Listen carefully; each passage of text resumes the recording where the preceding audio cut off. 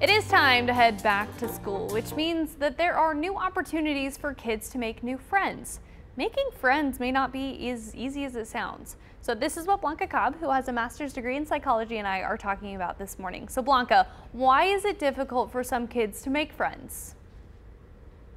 Sometimes kids are not exactly sure what to do or how to approach someone. And what happens is they start making some ideas, some false beliefs in their own mind. Let me give you some examples.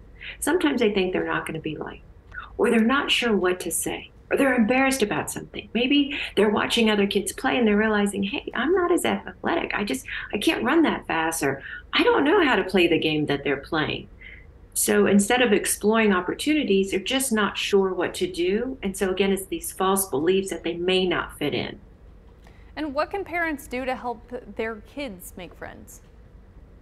One thing that parents can do is that if your child likes a particular little boy or little girl in their classes, you can invite that parent and the child over to come visit you guys. This is where you just have a play date. This is a simple introduction. So you're there and their parent is there. And so the kids are watching, but you can have different activities. You can have supervised time outside where they can play. Also, you want to make sure that you're introducing kids to other children with similar interests because you have that commonality. So then you're in this situation, you have a child who is shy and still wants to play but isn't quite sure what to do. So how do you handle that too?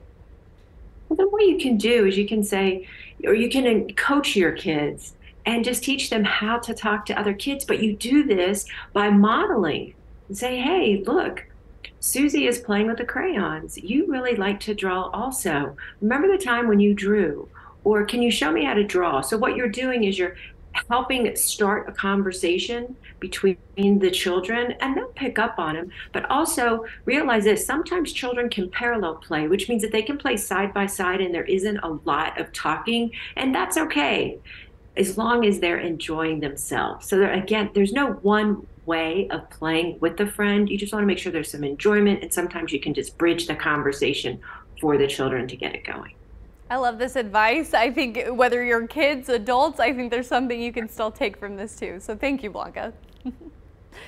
Well, you can continue the conversation with Blanca on her Facebook page, Blanca Cobb, Body Language Expert.